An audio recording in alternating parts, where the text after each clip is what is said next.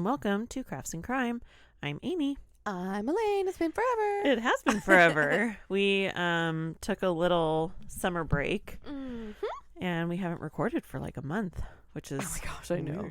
But it's also cool because we were that caught up. But now we're kind of behind. Yeah. It's like, we're in the month where we... You guys don't know that, but like, we're running out of material. Yeah. I know we haven't updated on Patreon for a long time. It's been busy. Our kids have been back in school for a bit. Yeah, we started back to school and we homeschool, so it's a lot on our part to get them all ready. And then you had your... Oh, let me move my microphone. You had your little vacation you went on, and I was lonely the whole time. And my kids are driving me crazy. And so then it was like I realized how much I needed that, like how much I need a break. Oh gosh. Yeah, because usually if I get overwhelmed, I'm like, okay, I'm going over to Elaine's house, bye. And I couldn't do that. And I was like, well, and then I was kind of laughing because I'm like, well, technically I can just go over there and hang out with your cats. But I didn't. So I know. So we're back at it, and things are slowly getting back to normal. We're getting into the routine now that summer's winding down, even though it's still like hot. This week is supposed to be cool for the next few days, and then I think it's back up to like the mid 90s for the rest of the month. But it is much different. The mornings are really nice and chilly and cool, and then the evenings are cool-ish. So the peak heat only lasts for a little while. It's still warmer than I'd like, but and now that we're in September, as we're recording, it's like we see the end of it. We had a couple storms come through, that hurricane that was not a hurricane, and then the crazy rain that we got like last week or whatever. And Kurt, he was like, "This is way worse than the hurricane rain." Yeah, it was like so bad. This rain is way worse than the hurricane rain. Yeah, Avery was outside riding her bike, and it was like cloudy, and we knew, it's gonna the cloudburst happened so fast. Oh my gosh, it like the sky opened, and it was a torrential downpour, and Avery was like trying to get her bike back in the backyard, and she came in and she was like, "I'm soaked." Oh my gosh! Like it came out of nowhere. It was funny because I know I was texting you. I was sitting outside and I was watching the chickens, and so Feline and Honeydew looked like they were on a date. They just huddled up together and were just like watching the rain. Artemis was in the coop, and then the little chicks, that was their first time seeing rain. Yeah, and so they didn't know what to do. No, they all like were just like, all their heads were all up and they were all over the place. So they were into it. It was really, really cute because it wasn't cold. Yeah. No, the rain was like, ooh, that's a bit chilly, but the temperature just in general, so since they're covered up completely, they were comfortable. It was cute. Yeah. It's kind of weird thinking of like, this creature is seeing rain for the first time. Well, that's like that has to be insane. When we carried them from like the dining room where we had the incubator and they all hatch, and so it's like, oh hi, and then you take them outside and you're like, this is the first time they've seen sunlight. Yes. So it's like, it's just kind of funny when you think about it. But I have a lot of chicks right now, and a lot.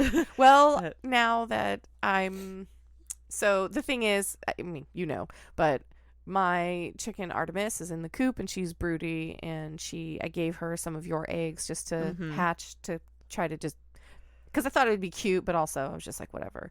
But as I told you, we have the dreaded mites on just her, and like her comb is getting pale, so she's definitely getting anemic. She's not, it's like the beginning of stages, so she's not infested, but now I feel like I have crap crawling on me, and so I treated her a little bit, and then I have some other stuff I'm going to use, but I'm going to have to take those eggs away. Yeah, and I kind of feel bad, but she's like, her health, because again, we talk about chickens constantly, but if you don't know, like, the broodiness, they will just sit, and they'll just run out for half a second to eat and drink water, and they basically just do enough to keep themselves alive. Yeah. Well, she's not. She's getting skinny. She's just sitting, and I have seen her a little bit go out in the early morning, but she's like literally kind of killing herself trying to take care of these eggs, and I'm like, you can't. Yeah. No, I've never let a hen stay broody. I've always separated them, and so it's weird because they're both kind of broody.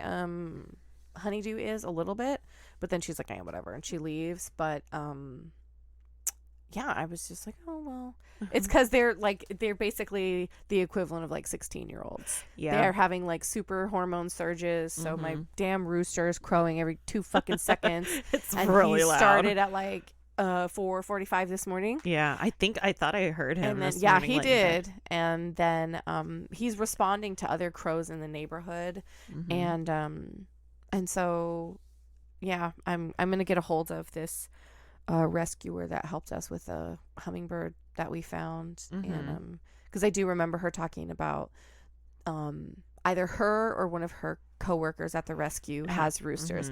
So I was like, okay, you want to come take this woosker Get the rooster come for take me. the woosker, and then maybe I'll pawn off like 5 of the baby bunnies, like for the food for the rescue. Yeah, for the rescue. But I'm just like, I really love Feline. I know, but he's loud. my baby, but he is getting really, really loud, and not towards me, but he's kind of aggressive towards the girls. He now. attacked me. Like for a little while, I thought that they had pox. And then I realized it was just his. He's pecking the crap out of them, and he's getting bossy instead of like leading them to the food like he should. He's bullying them. And I straight up heard that like awful chicken screaming, and I went and looked, and he had her comb in his mouth, and he was like wrestling her, and it was so sad. Mean. Yeah, and she actually has like a little tiny tear in the back of her comb.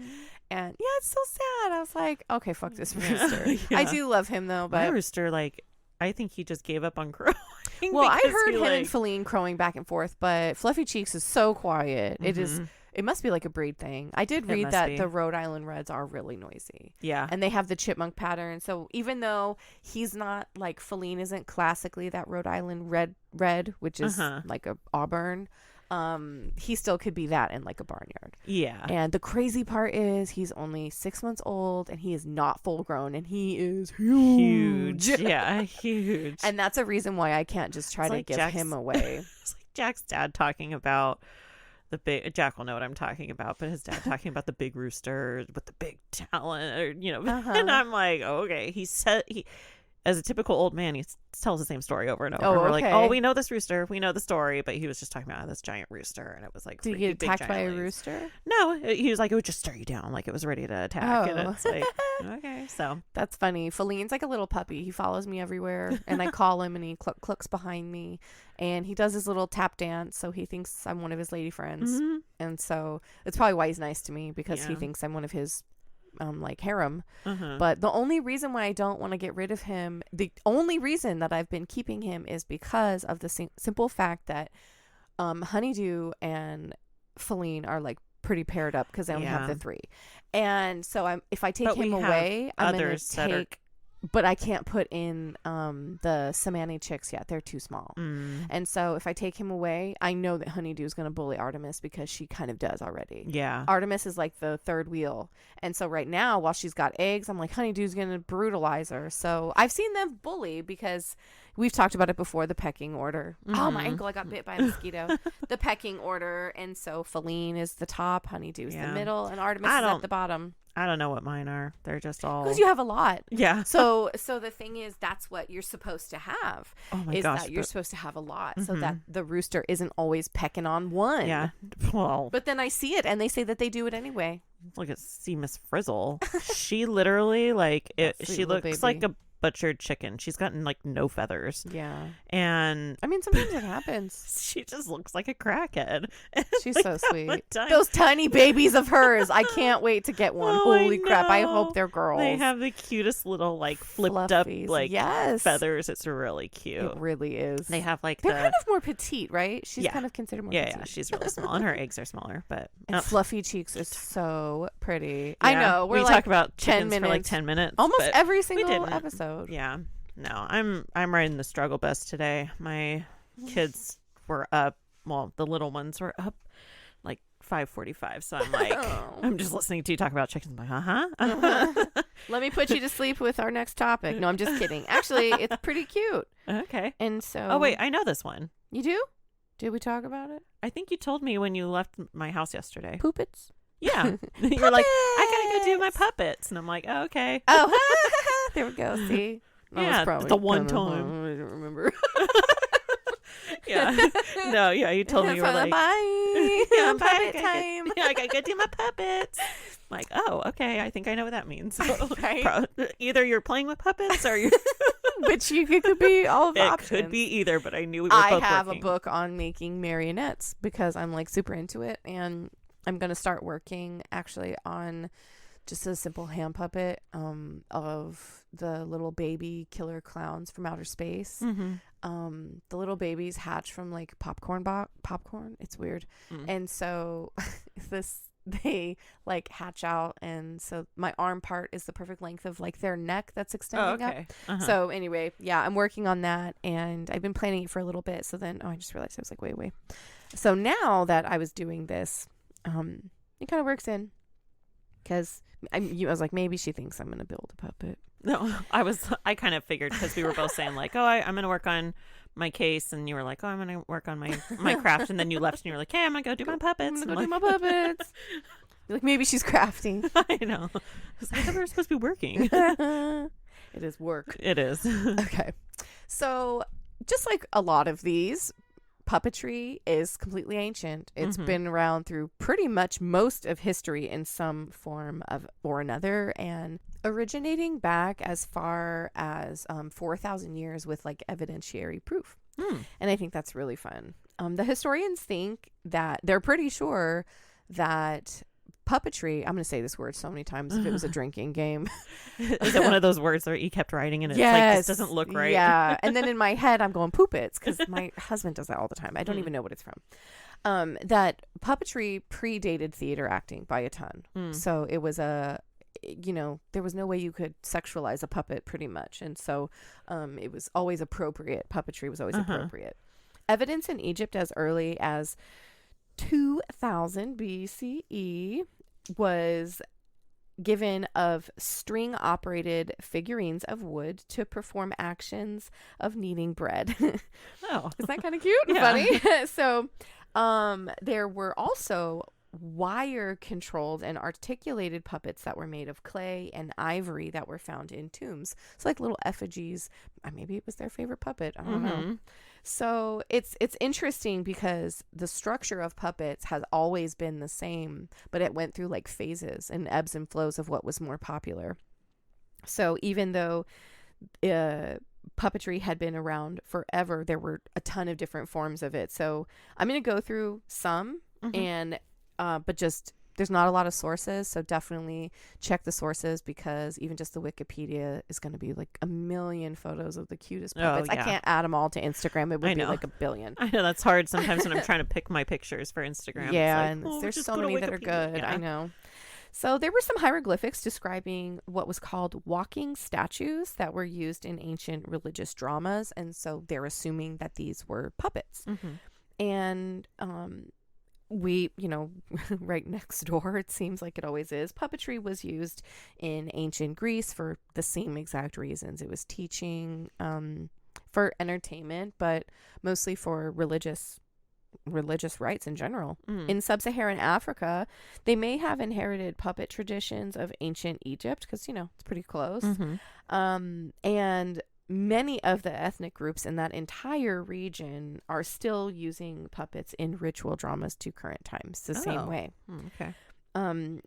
Basically, from the evidence that we have, I think this is so cute. It's just, we are all the same forever. Puppetry has been found in basically every human society. Oh, really? So we all want to just play with little dollies and and toys and use them to explain stories. And I love that. Like, I got little goosebumps. It's funny. We are all the same, and we always have been, and we say it all the time. I know, yeah. So China's history with puppets began about 3,000 years ago, originally in the, I'm sorry, y'all, the Pyongji, also called the Theater of Lantern Shadows. I love that. And they were the same beautiful puppets that we would think of as paper dolls traditionally for us. They were articulated, and they were sometimes behind screens or completely hidden, and the puppets are like a shadow puppet. And I just love that.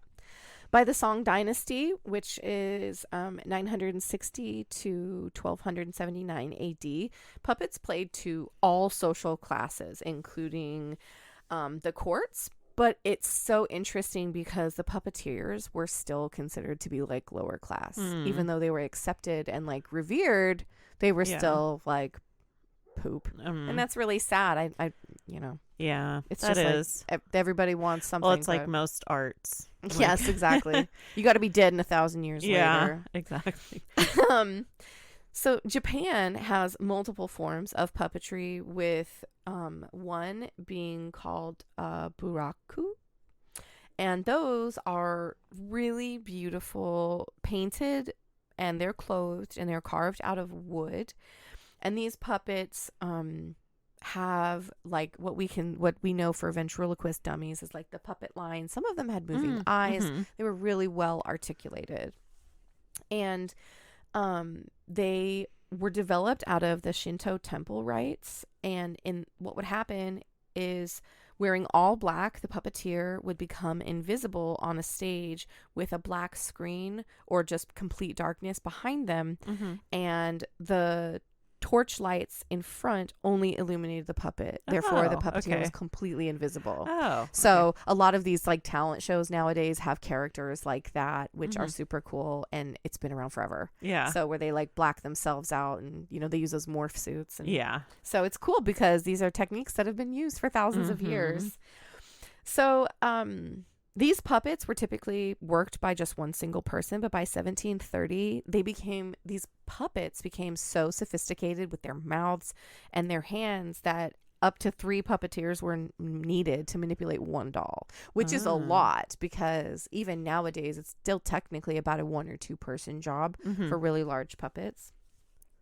I love this next one, and I'm sorry for any countries I am going to leave out. This Wikipedia article that I mainly pulled from had like every country in the world, so I just tried to pull kind of one from every region. That's what I tried to do.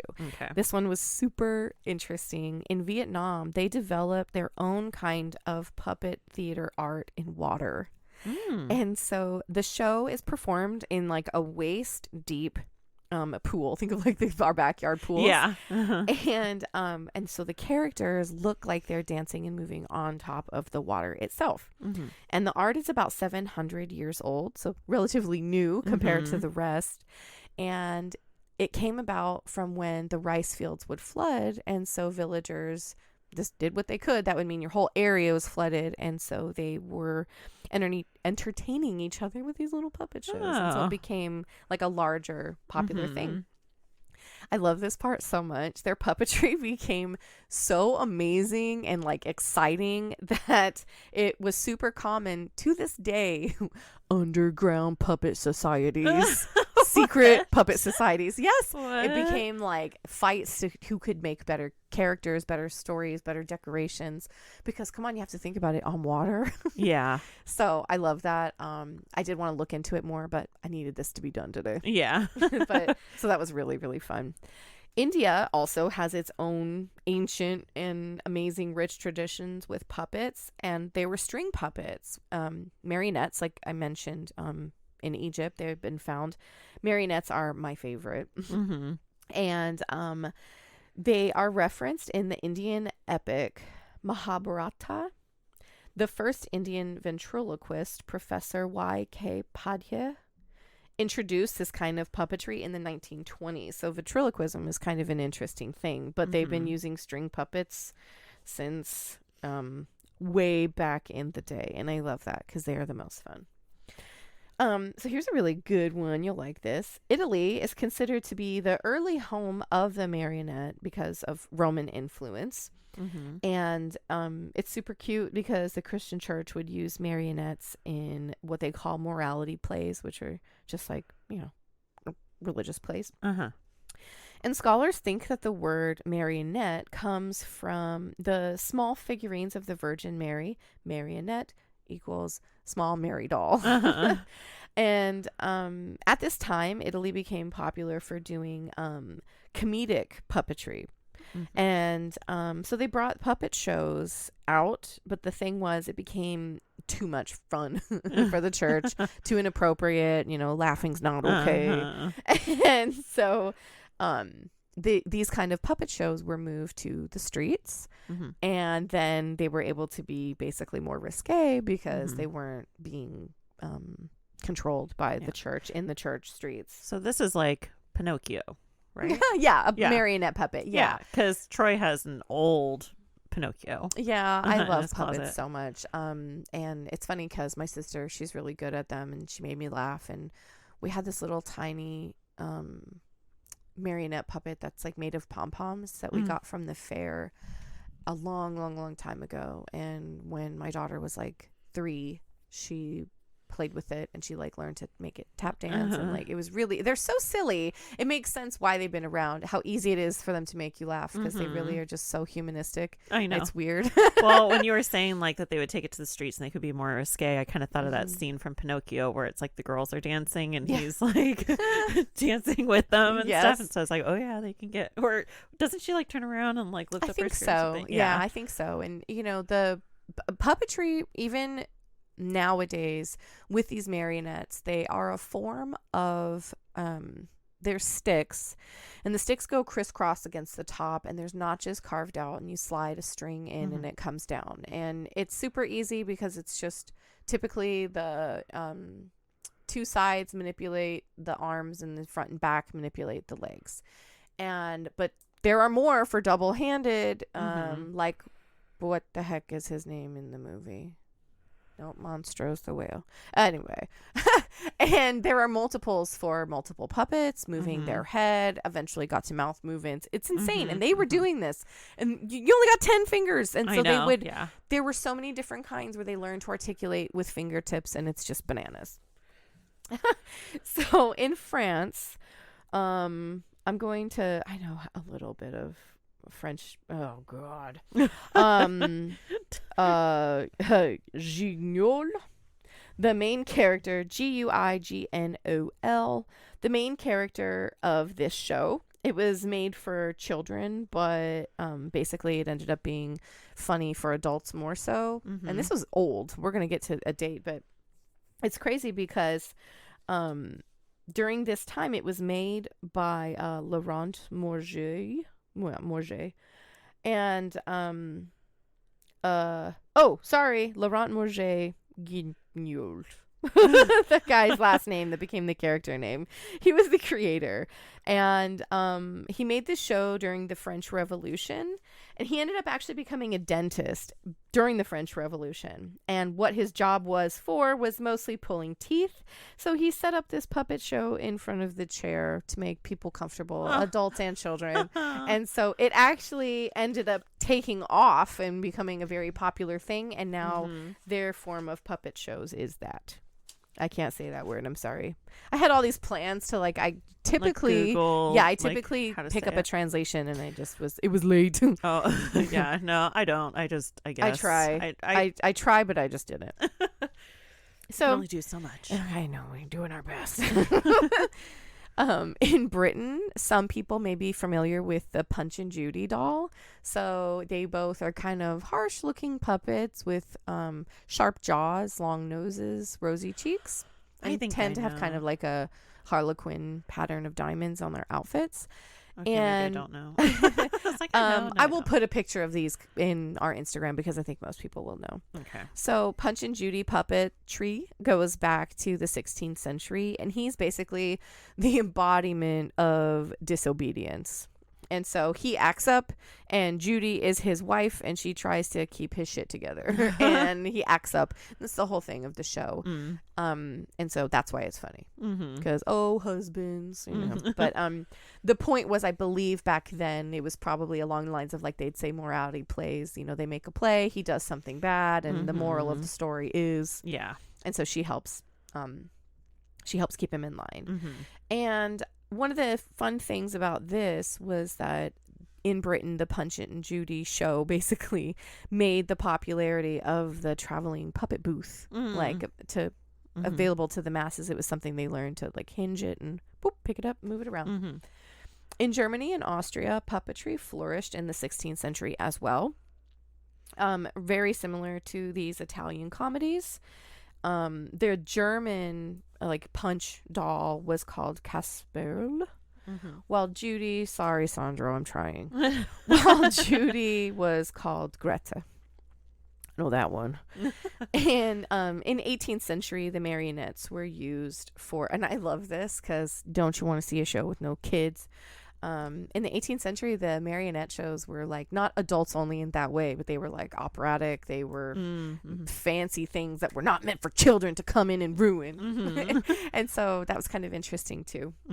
In North America, in the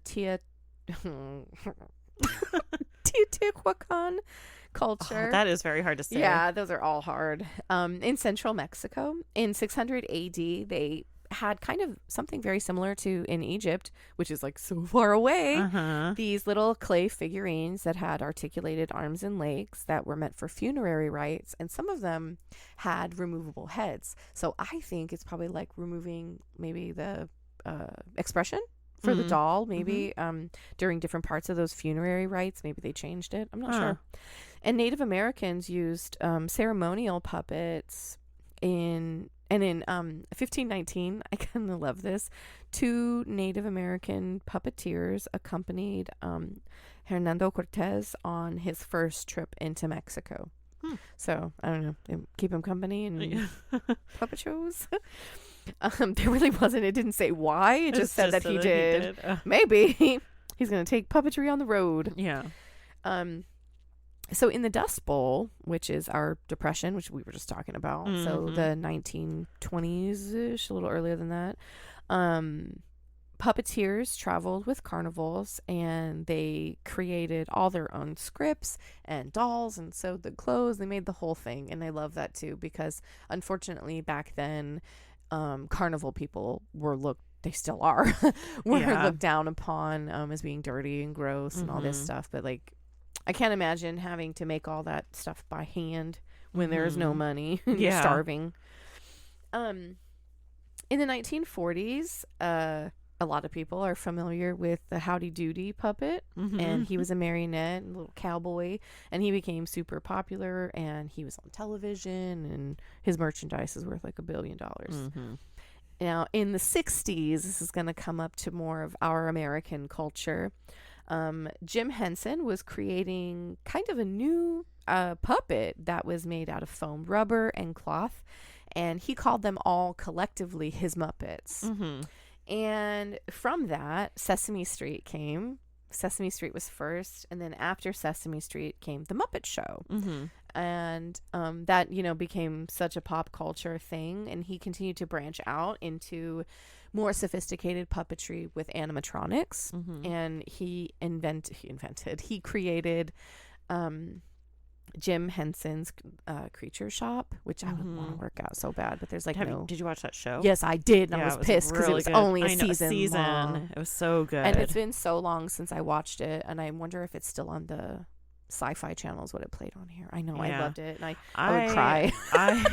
I loved the Muppet Show at Disneyland in California Adventure, because we had passes years ago, and they just changed everything up. It's too expensive now. Yeah. But we used to have passes for years. Sign up to our Patreon, please. Help our family get Disneyland passes. Seriously. It's ridiculous. It's really expensive. 3 days is like $800. Yeah. So we used to have Disney passes, and we would go watch that Muppet Show all the time. Cute. And it was in pretty close to the entrance. It's in that theater. I think now they changed it to like Frozen. I don't know what it is now. I think I saw something about it, but I know Mom and Crystal saw the Frozen. Yeah. I think so, yeah, we watched the Frozen, and I cried because Savory was little and she was singing. But I loved that Muppet Show, and it was like the 3D. You put the was it 3D? I can't remember. The one in Disneyland was where Captain EO would show up. That was the one that was 3D. And we were watching, so it was me, Troy, and Avery watching the Muppet Show in California Adventure, and an earthquake happened. Did you think it was part of the show? No, because I knew it wasn't. There were like, because you could tell, so you could tell tourists were like freaked out, and they left, and then they shut it all down. They shut down the whole like park for like an hour or whatever. And everyone had to stand in the middle of like, you had to go out away from the attractions until like the middle of the street. It was at night. It was late. And then boo. I can't remember who texted me, and they were like, oh, there's helicopters flying over, like news helicopters flying over, and I'm like, I'm in that crowd. I'm like, that's I'm there. But yeah, so that makes sense though. I'd never thought about it. I'm like, how do they get, I guess they just like the show pull the ride in. No, I'm wondering like all the rides, they just pull them in, get them off as soon as possible. Yeah. So that's what they did. But we were in the theater and it played for a little bit longer, and then all the lights turned on. They were like, okay, that was an earthquake. Get out. Get out. I'm like, dang it, just keep. This is California. We're fine. That was a tiny one. It was nothing. So I could still stand. Yeah. But it was crazy because all the screens and everything were like boom, boom, boom, boom, boom. Oh my God. It never occurred to me like how loud that would be in such a full place. Even just the trees rumbling together there. Because for people who haven't gone, Disneyland and California Adventures next door, they're like magically decorated within their own forest. The amount of trees is crazy. Even just the sound those would make banging together. Yeah, it was a small earthquake, but sorry, side tangent. Okay. But I was like, oh my gosh, I love the Muppets, and I was like, wait, I have a Muppet story. That's so funny. So. Yeah, it's iconic. Everybody knows those puppets, and so, during the Creature Shop is when he started up making the Dark Crystal and Labyrinth so that he could showcase off those puppets. That's Jack's favorite. Labyrinth is my favorite. I love the Dark Crystal, but it's kind of like what I call a slow burn. It's just such a slow movie that I kind of am like, oh, come on. Yeah, Jack loves that one. But yeah, Labyrinth is one of my top. I have to be like top 100 because if someone asks me what's my favorite movie, I'm like, okay, what genre and what decade? It matters. Yeah.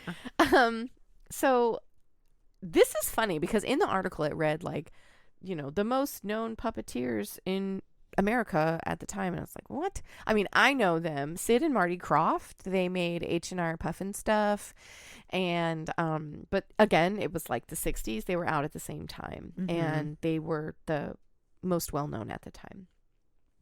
In Australia, kind of bounced around a little bit. In Australia, Aboriginal peoples they're also an extremely long history of oral storytelling, but there has been found objects thousands of years ago finding that they would use masks and objects within their storytelling. So technically it's not puppeteer as we know it, but more still putting on the just show. Adding in visuals to keep people interested. And also those visuals help you remember the stories that they tell as well. So the thing is, that's kind of what I got. I got a couple little fun facts for us, but it was really cute and really fun. Like I said before, I definitely recommend checking out, even if you just do a quick scroll so you can see the pictures in the Wikipedia source article. But there are many other countries. I'm sorry if I missed yours. I just kind of tried to pull what is the history from the earliest history and what were their kind of own thing. There was a lot that, you know, puppets were brought around and shared, and it was all very similar. Yeah. So a fun fact for the people that are aware of who Big Bird is in Sesame Street, for those that don't, he is a big bird, a big bird. Big yellow bird. He is 8 feet 2 inches tall. Farts, I meant to check how tall that was in holy crap centimeters. That would be bananas. in meters and centimeters. Yeah. And his left arm controls both arms on a pulley system. So think you lift one arm up and the other's going to go down. So he just do side to side, little shimmy. And the pulley is in the very middle, and right behind where his eyes and beak would be is held the script. And I think that, I'm sorry, I'm ruining the magic, but I just think that's really fun because we see it, but how much do we know about what goes on inside? Yeah. And so he controls, I cannot imagine this would suck so bad. He has to hold his arm up, his right arm completely up as high as he can. And the puppeteer is quite tall. I believe it said he was like over 6 feet tall. He's got to hold his arm up straight. Okay, this isn't that big of a deal, but imagine holding your arm up like quack, quack, quack with your hand for like hours while you're doing this up and down with one arm to control it. So you're trying to be like, hi, Cookie Monster. It's crazy. It would be so much. And so his body is made of approximately 6,000 individually placed feathers onto that foam I knew suit. that and fact. I love That's it. Crazy. And I love that when you're watching the show, he's like fluffy. Yeah, very floofy. I cannot remember now what country it was. I feel like it was Brazil. Sesame Street is a worldwide thing, and they have their own characters. So it's not like, I mean, I'm sure they have special guests like Elmo, but they have their own characters within that demographic for cultural reasons. So they have a bird, and the bird is huge and blue, and I cannot remember what his name is. So that's, I think is it Big Bird? Sorry, I'm Googling it. I'm trying to Google it really fast. Googling it. I'm Googling. Ew, that's what you said. Googling it. Oh my God. Okay. Here he is. His name is Garibaldo, and it's a little.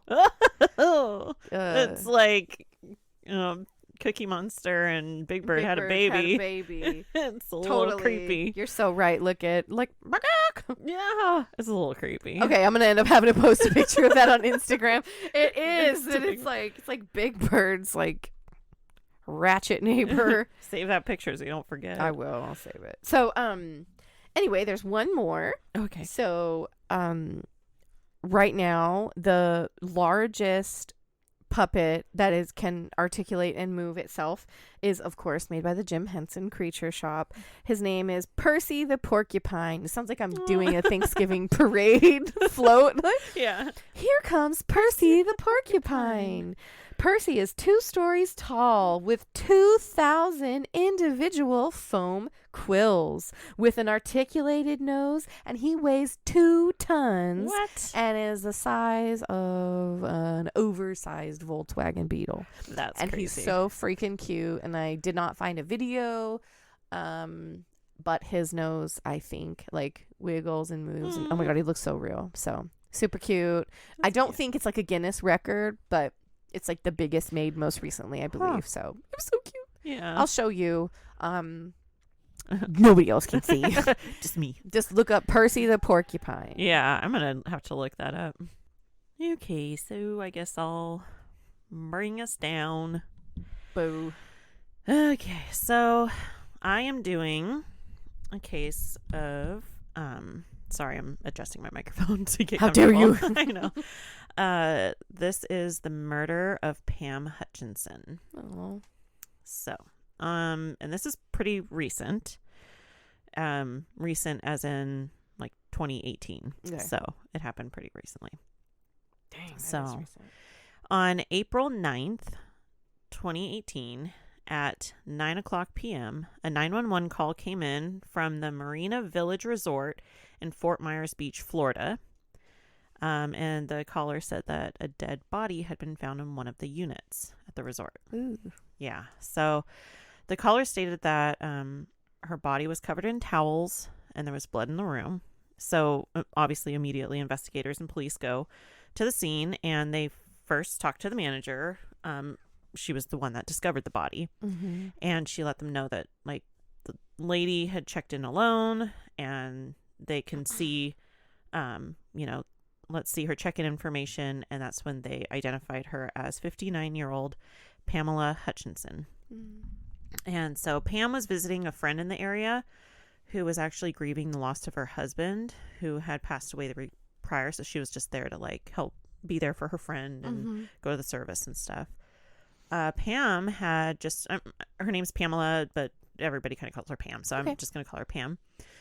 She had just recently divorced her husband of 20 years, and she was just starting in her new independent life in Florida. Mm-hmm. And she had actually just found a condo really close to the beach, and she was actually going to get her keys when she came back from her trip for her new condo. Mm-hmm.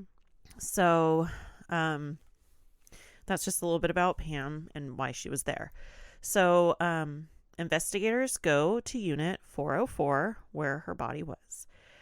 There was a towel at the base of the bathroom door, and when they entered the bathroom, that is where her body was found.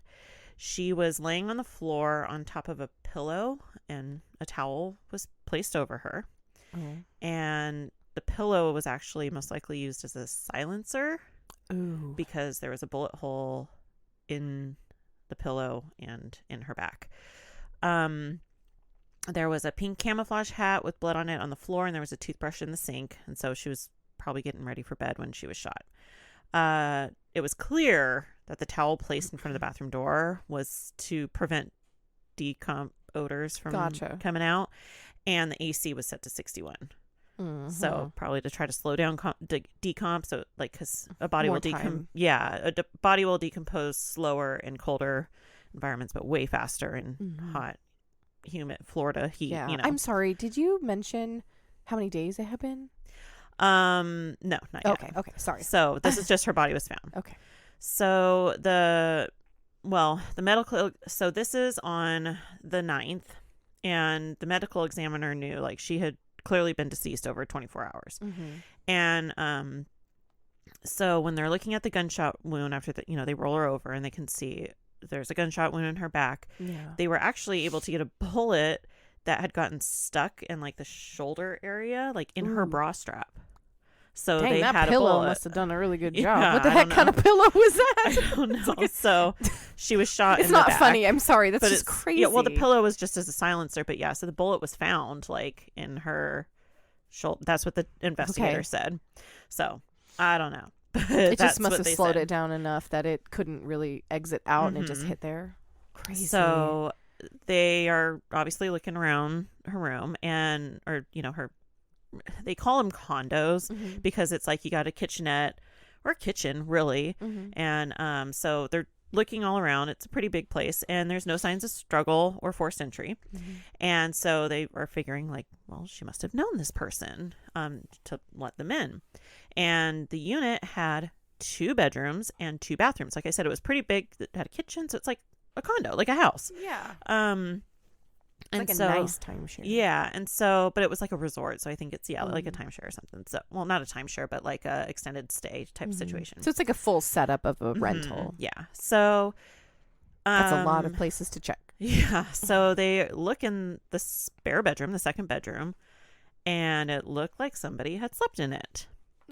And so they see Pam's purse sitting out and they're like, okay, well, her purse is still here, but her driver's license and credit cards for, all her cards, everything's missing. So they're looking through and they find a receipt from the Smokin' Oyster Brewery. And brewery. I have a hard time saying it's like the word rural. Yeah. Brewery. So they know this place.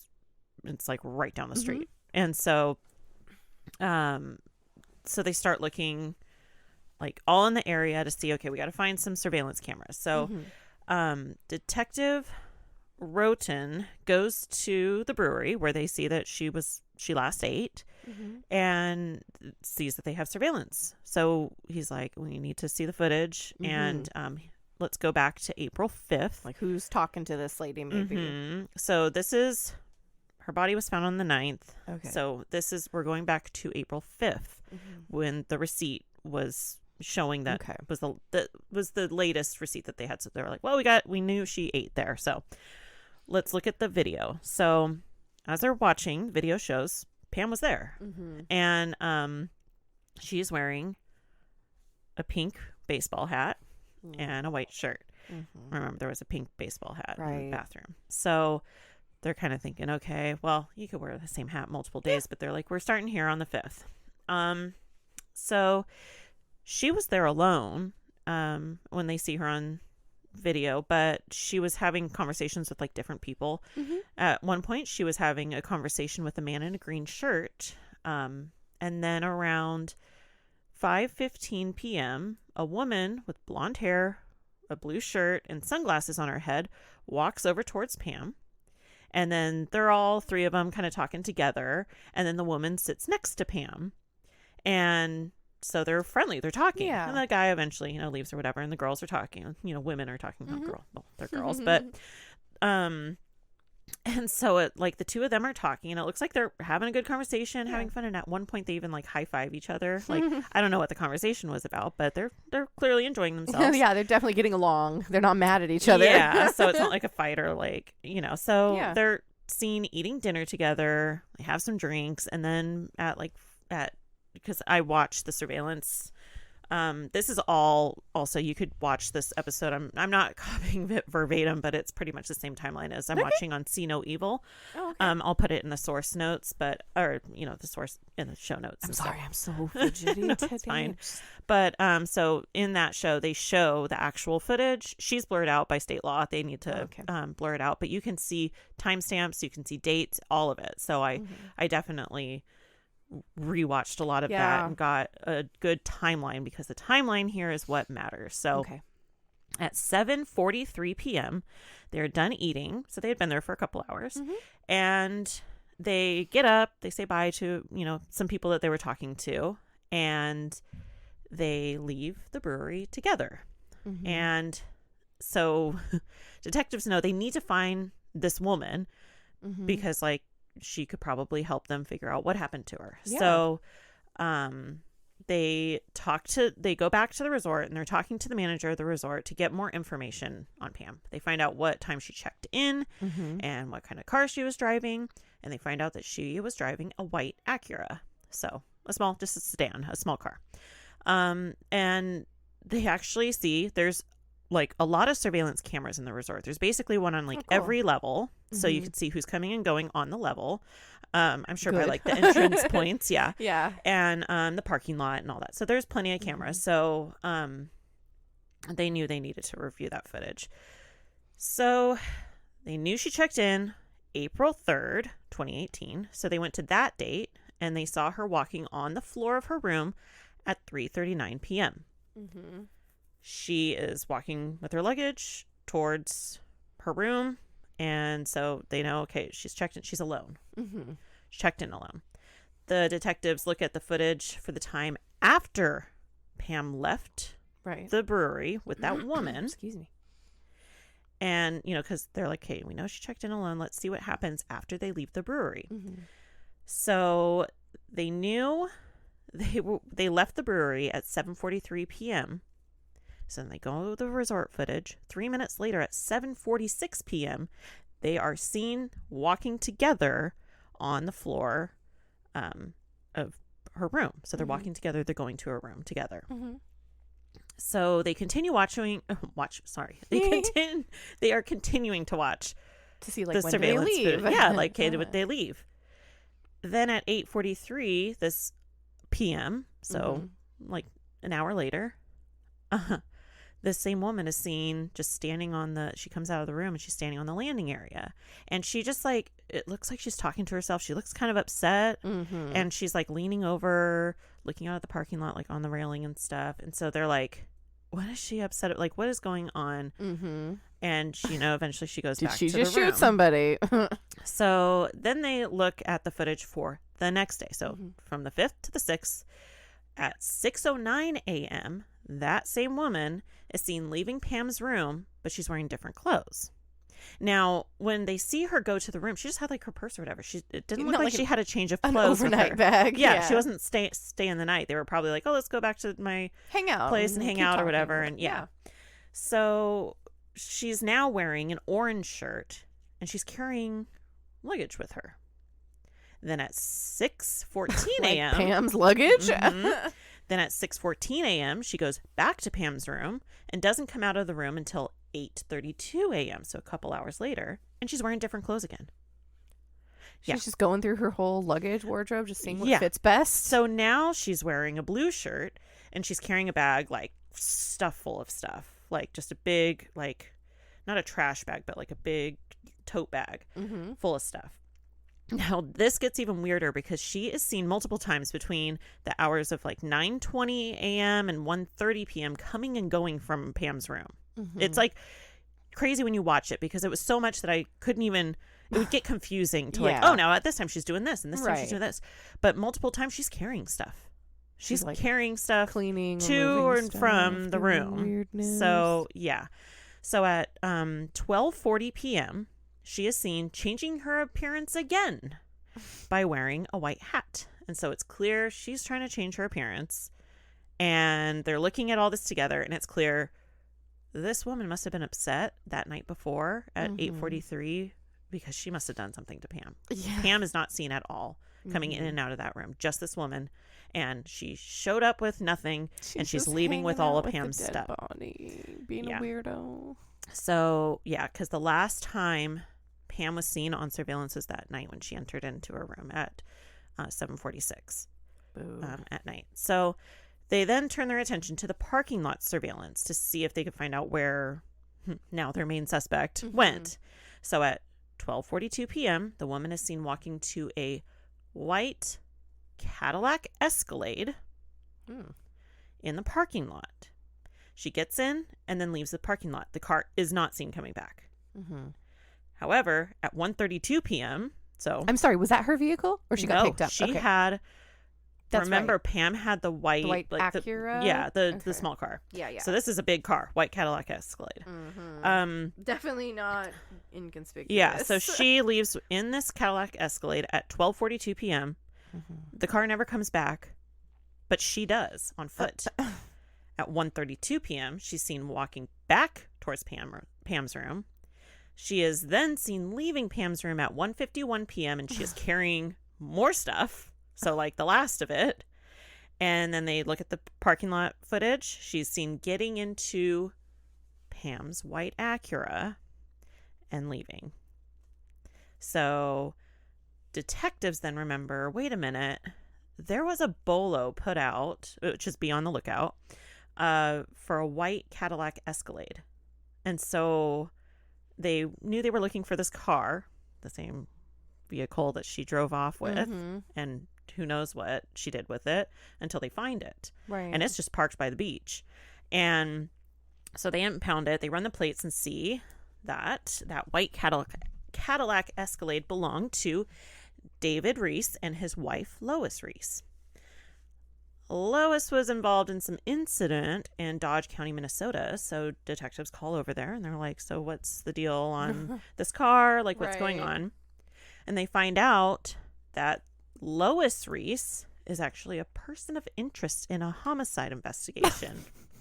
And that homicide investigation was that of Lois's husband, 54-year-old David Reese. So the plot thickens because it's like, what? So the homicide happened in Blooming Prairie, Minnesota.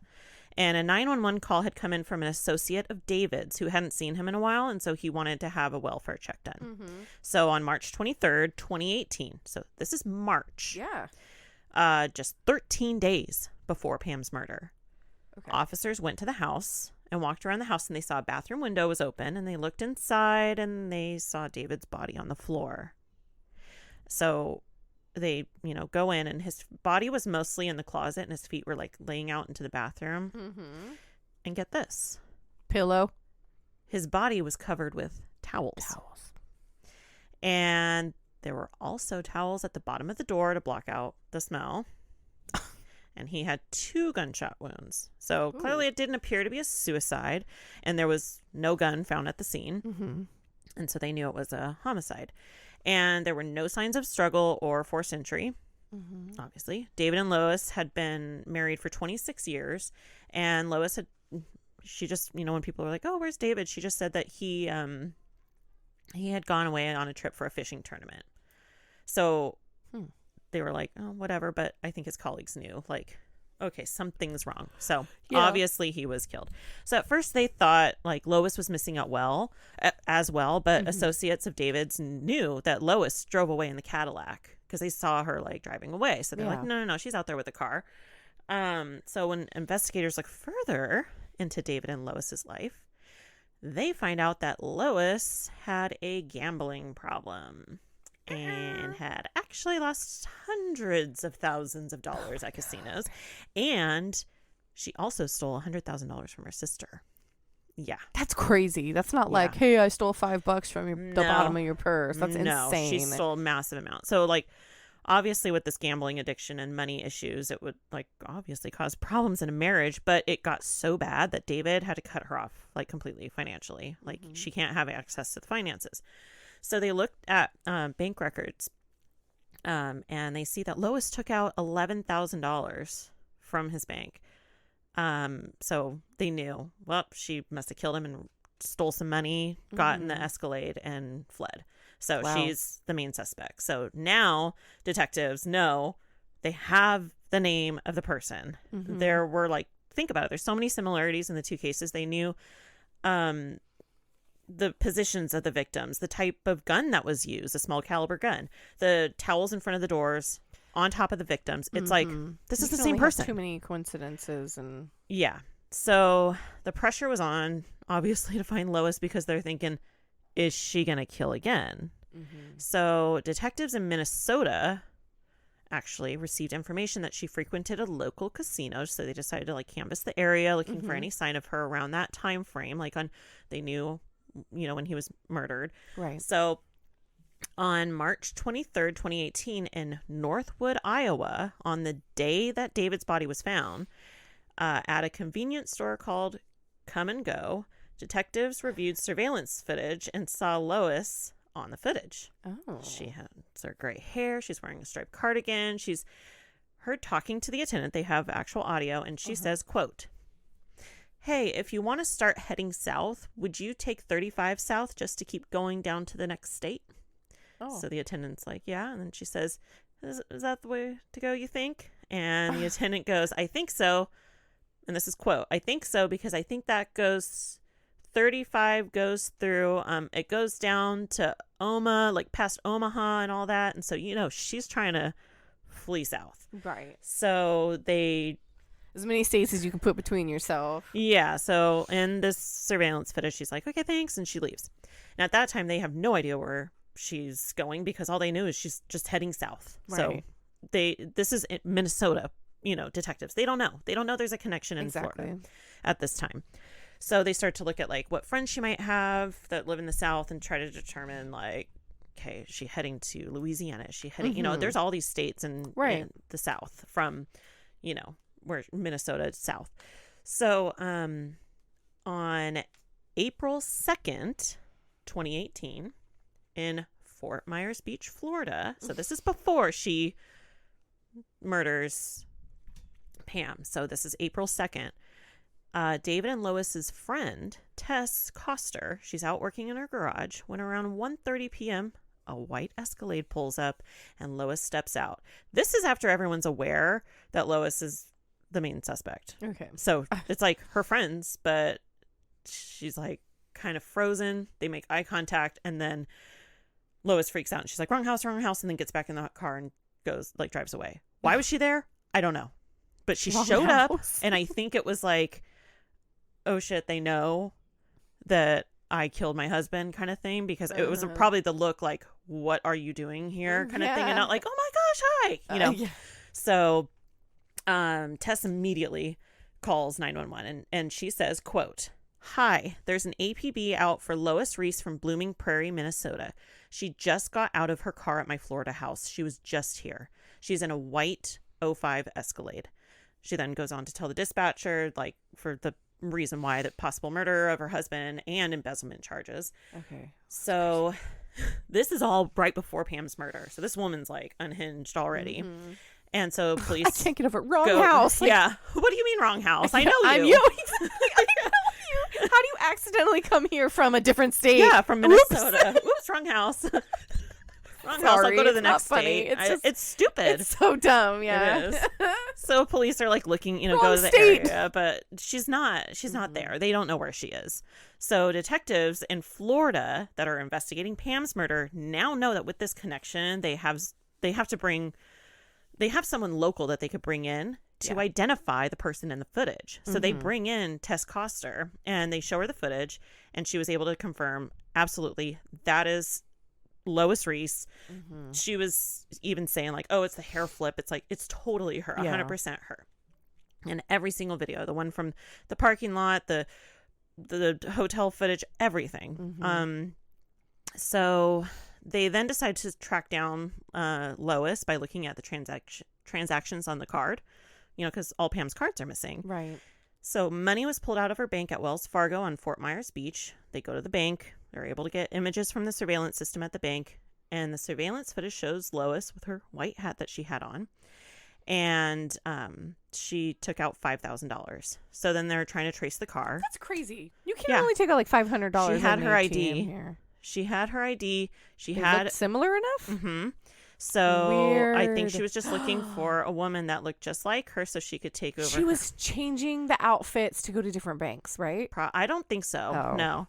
But they did see her with the hat that she was last seen in. So that's crazy. yeah, she took out $5,000. She's literally just trying to find the person that looked like her to take their identity. Yeah, pretty much that's how it's looking. What? So then they're like, hey, we need to trace the car. We know the license plate number. Let's just hope that a reader camera can find it. So the car is spotted heading north. And then Isn't that crazy? I'm sorry. I think a lot of people don't realize that, like, Florida is like the way that they can take a picture than they do all the time to find where you're going. They just need to know what the license plate is.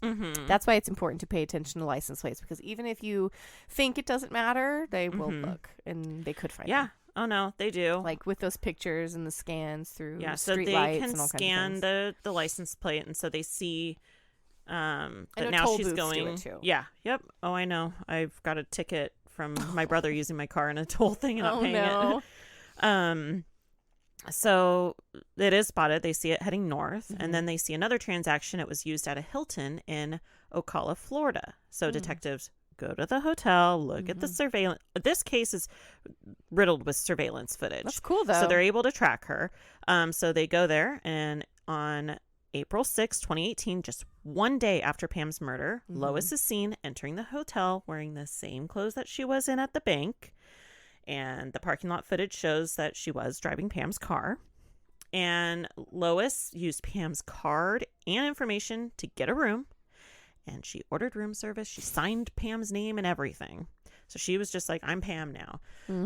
So after Lois checked out of the hotel, she continued to drive north and then west. So it's like Florida kind of goes down. Like, if you don't know, it's like the little loop down. Like the panhandle.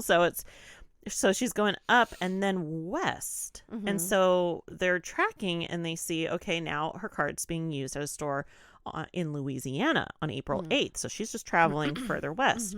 And once again, surveillance shows it was her. She's wearing the same hat. She's trying to use her card to get the money out, and it was declined. Right. So she's frustrated, and it's like she's going to run out of money at some point. And but think about it. She took $11,000 and then $5,000, and she had the credit card, so she's not paying with cash, so. Right. But now they're tracking her path, and they're like, she's probably going to try to flee to Mexico.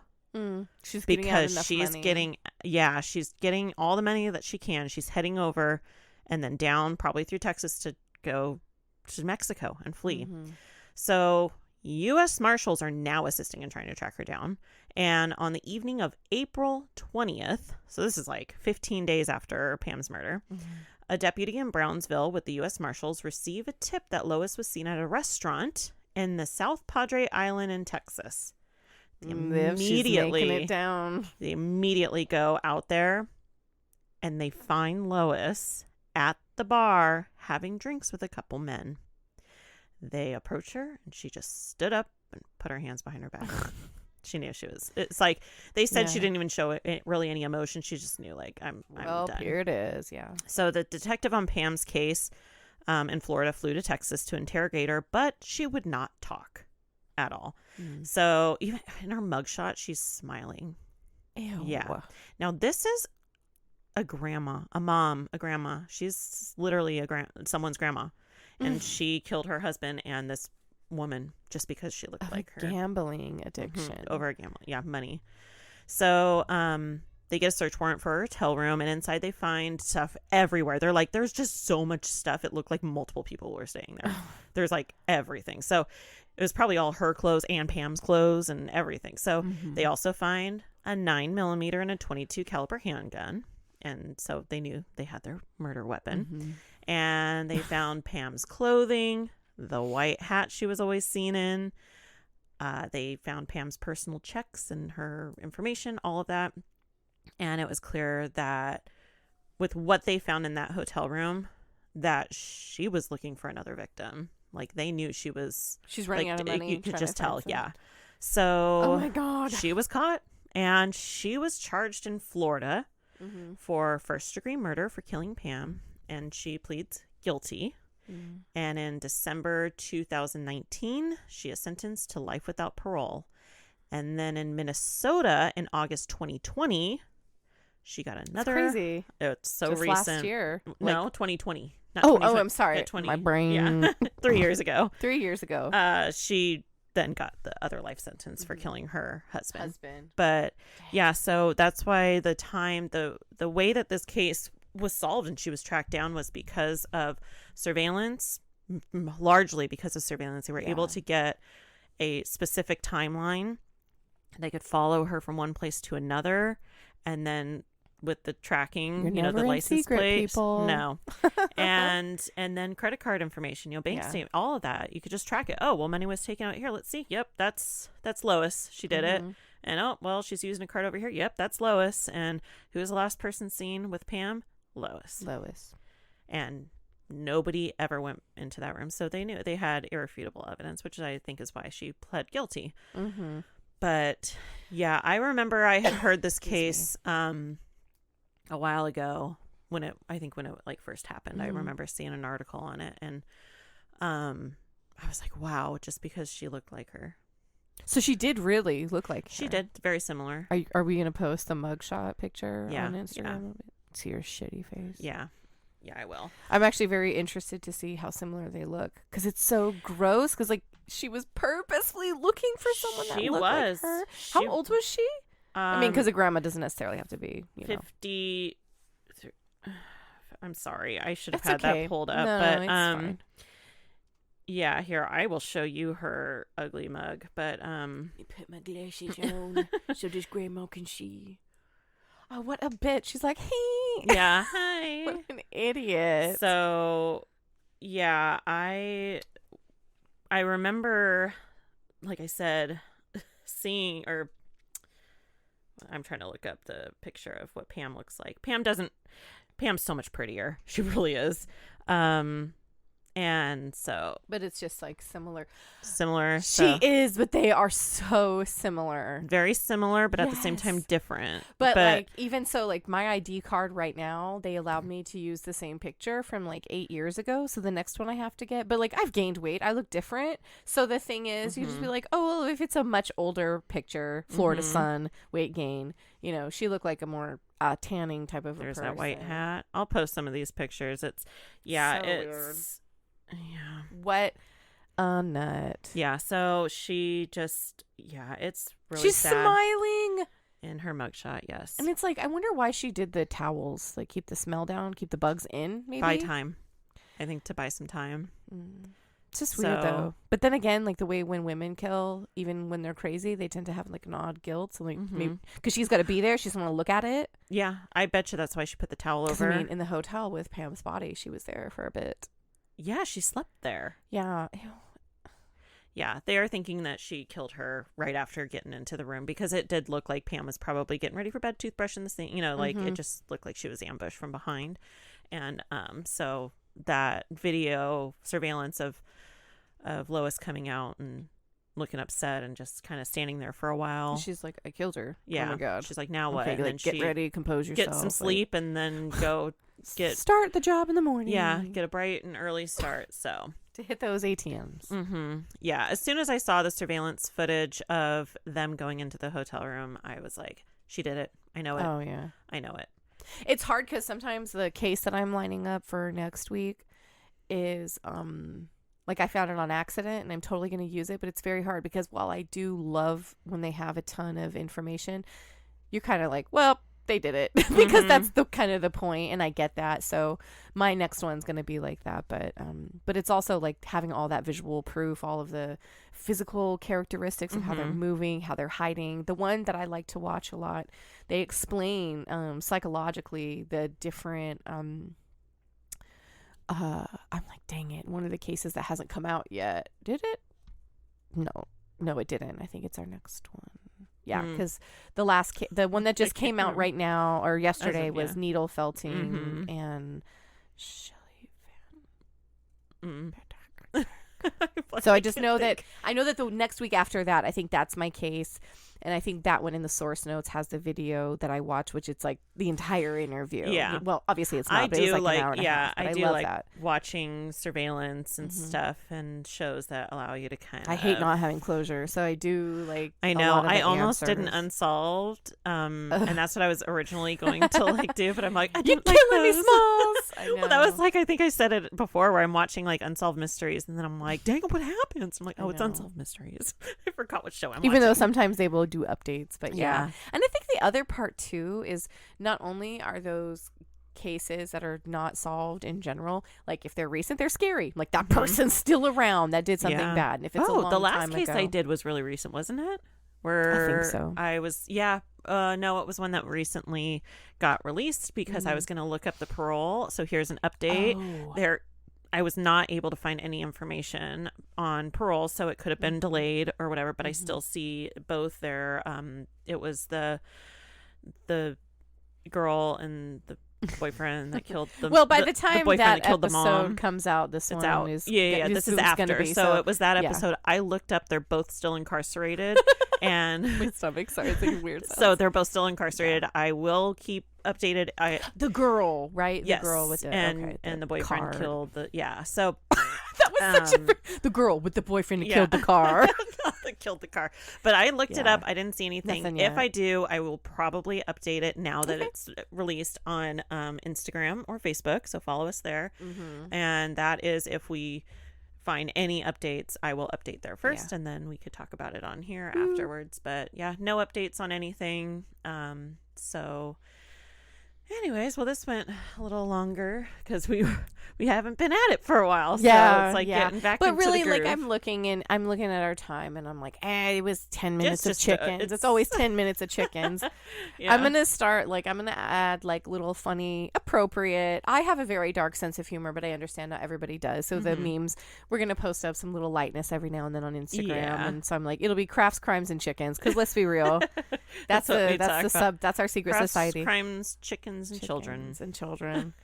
I know. My sister had a good thing. She's like, when you guys talk about, when you guys do like your stories of your cryptids or ghosts or aliens or whatever, she's like, crafts, crimes, and creepies. Yeah. Oh, that is good. Maybe we'll getting ready for Halloween. Yeah. Maybe we'll do that over on Patreon, or we could do a little sneak peek bonus episode here.